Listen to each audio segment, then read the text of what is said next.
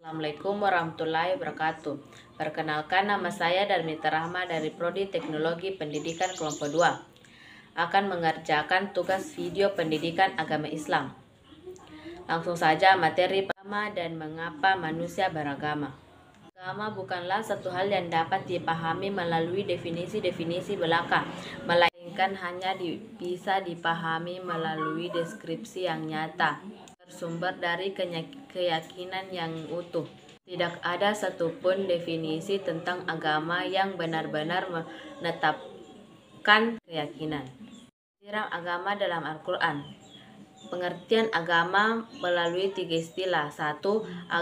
Agama sebagai al-din al-haq. Agama al-din al-haq yakni agama yang benar-benar, bukan agama yang salah, yang telah disampaikan oleh sumbernya, yaitu Allah Subhanahu wa Ta'ala dan Rasulnya.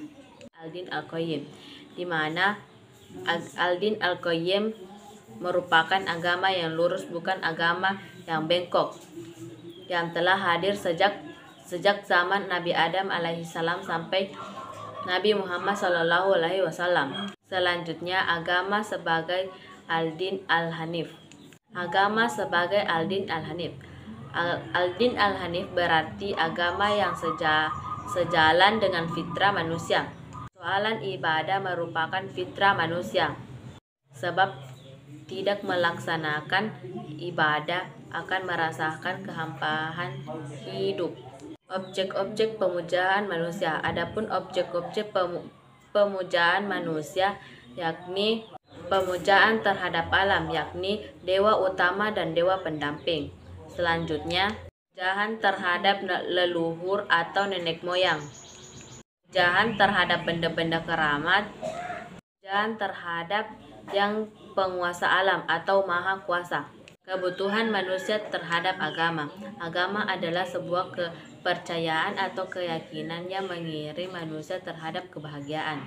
Agama adalah suatu keyakinan atau kepercayaan manusia terhadap Sang Pencipta, serta segala hal yang ada hubungannya dengan manusia, kebudayaan dan tantangan manusia.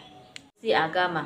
Agama dalam kehidupan individu memiliki fungsi yang berpatokan pada norma-norma tertentu. Secara umum berpatokan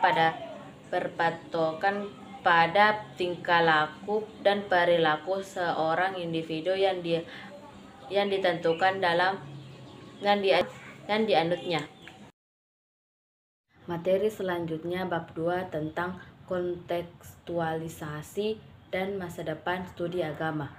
Kontekstualisasi merupakan proyek referensi yang dikembangkan oleh memikirkan kembali wahyu Al-Quran dengan menyesuaikan kondisi di era sosial kekinian. Adapun istilah lain yang terkait studi agama yakni perbandingan agama, sejarah agama, ilmu agama, dan fenomenologi agama.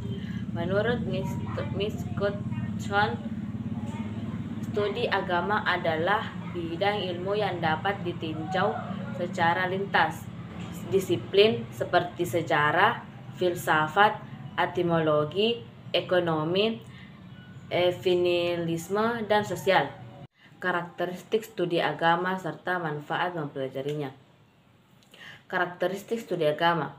Pengembangan ilmu pengetahuan dalam perspektif Islam adalah sebuah keniscayaan yang harus dijalankan oleh setiap muslim, karena tanpa pengembangan ilmu pengetahuan, umat Islam dapat terjerumus dalam jenjang kebodohan dan kemaksiatan.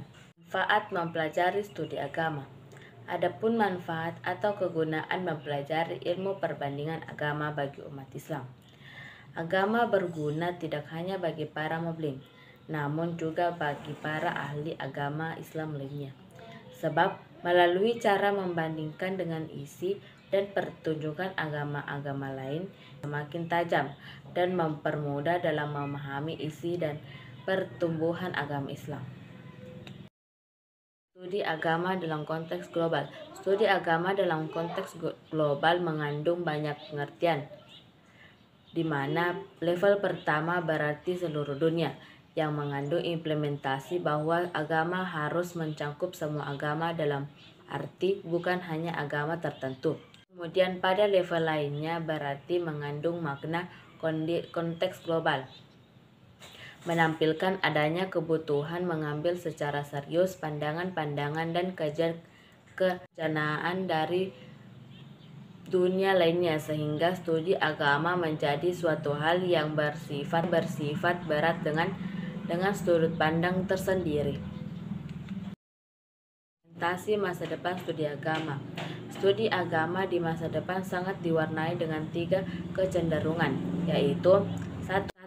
Berbagai metode pendekatan dalam studi agama akan berkembang secara sekuensial. Dalam kecerdasan ini, sebuah data akan dipertanyakan untuk menggambarkan fenomena keagamaan dapat diungkapkan dalam banyak tema. Studi agama, sebuah disiplin ilmu, akan terus melakukan proses. Kemunculannya sebagai disiplin ilmu berawal pada tahun 1960-an yang terus mengalami perkembangan hingga sekarang. 3. Selalu muncul peradaban-peradaban baru. Kecenderungan ini terjadi karena perspektif keagamaan yang didefinisikan dan direferensi dalam studi agama selalu dapat dipatahkan dan ditelusuri dan dijelaskan. Selanjutnya, materi bab 3. Agama-agama besar di era kontemporer. Seperti Hindu menganut Weda, Buddha Tripitaka, Konghucu Shinguji, Shinto tidak memiliki kitab suci, tapi kepercayaan bahwa setiap tempat memiliki dewa. Yahudi, Taurat, Nasrani, Alkitab atau Injil, Islam, Al-Quran. Selanjutnya bab 4 yang berjudul berbagai aspek dalam agama Islam. 1. Akidah. Secara bahasa, akidah berasal dari bahasa Arab al-aqi, yakni ikatan, penguatan, pengesahan, keyakinan, dan pengikatan yang kuat, dan dapat juga dipahami sebagai keyakinan dan pendekatan. Dapat dipahami bahwa akidah yang benar yaitu akidah yang dapat dipahami oleh akal dan diterima oleh hati, karena sesuai dengan fitrah manusia, dan alat ukur akidah seseorang adalah hati. Kedua, syariah. Secara bahasa, syariah dimaknai sebagai jalan lurus menuju mata air atau sumber kehidupan. Jalan lurus menuju sumber kehidupan yang sebenarnya yaitu Allah Subhanahu wa Ta'ala. Secara istilah adalah hukum-hukum yang diciptakan oleh Allah Subhanahu wa Ta'ala dalam mengukur manusia, baik dalam hubungan dengan Allah Subhanahu wa Ta'ala, sesama manusia, alam semesta, bagipun dengan makhluk ciptaan lainnya. 3. Akhlak. Akhlak berasal dari bahasa Jama, dari kahluk, yang diartikan sebagai budi pekerti, perangkai, tingkah laku, dan tata tertib. Akhlak merupakan sebuah peringatan ataupun tingkah laku yang merupakan sumber timbulnya perubahan tertentu dari diri secara mudah dan tanpa rencana. Materi selanjutnya bab 5 tentang agama dan sains modern. Peranan dan tantangan agama dalam sains teknologi.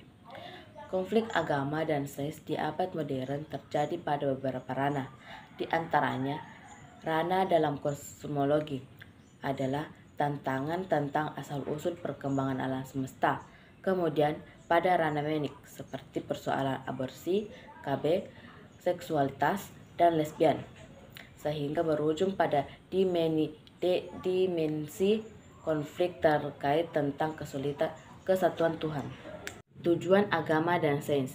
Agama dan sains memberikan pelayanan dan fungsi yang berbeda pada roda putaran kehidupan manusia, di mana tujuan agama berarti mengikuti suatu jalan hidup, sementara tujuan daripada sains berarti memahami hubungan antara sebab akibat fenomena-fenomena alam semesta. Selanjutnya bab 6 yang berjudul ilmu pengetahuan dalam pandangan Al-Quran. Adapun ayat yang terkandung dalam bab ini yaitu Quran Surah Al-Alaq surah ke-96 ayat 1-5.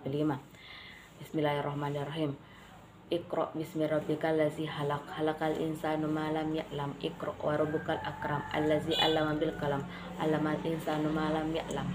Artinya, bacalah dengan menyebut nama Tuhanmu yang menciptakan. Dia telah menciptakan manusia dari segumpal. Bacalah, dan Tuhanmu lah yang maha pemurah, yang mengajar dengan perantara kalian, dan mengajar kepada manusia yang tidak mengetahuinya. Selanjutnya bab 7 yang berjudul ilmu pengetahuan dalam hadis. Hadis yang terkait dalam bab 7 yaitu Toribul ilmi farikatu ala kullil mu'minin. Artinya, ilmu pengetahuan adalah kewajiban bagi setiap muslim. Materi selanjutnya bab 8 yang berjudul konsep Tuhan dalam preferensi Islam. Dalam bahasa Arab, kata Tuhan diartikan dengan kata Rabbun yang artinya pembimbing, yang berarti gerakan atau dorongan. Melalui rumus bahasa Indonesia, Tuhan diartikan sebagai sesuatu yang maha segala-galanya.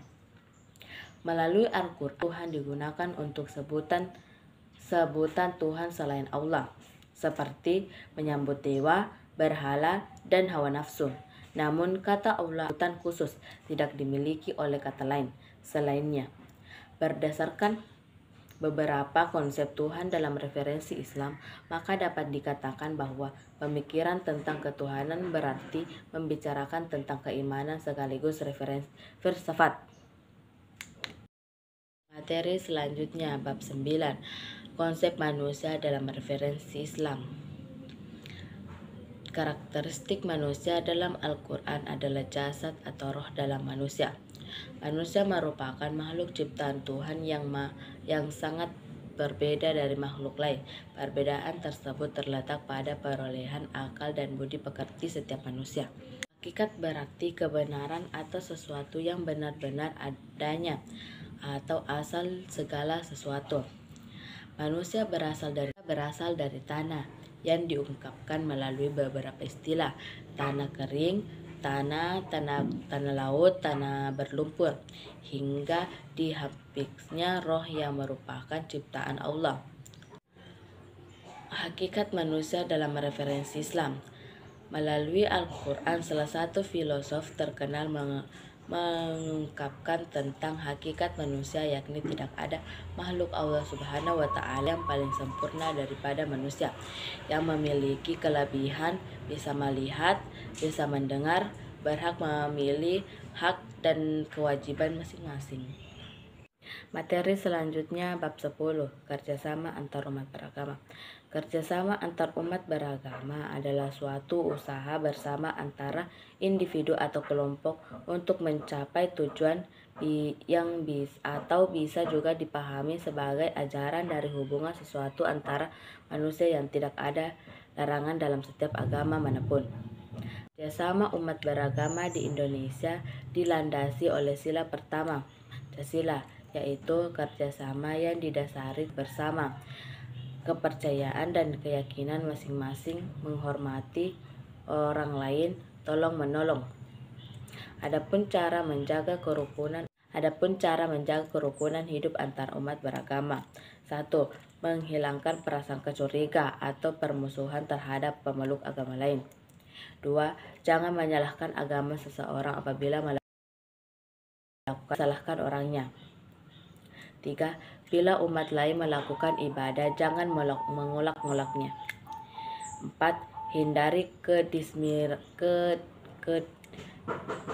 Hindari diskriminasi terhadap agama lain. Bab selanjutnya bab 11 yang berjudul implementasi ajaran agama Islam dalam kehidupan sehari-hari.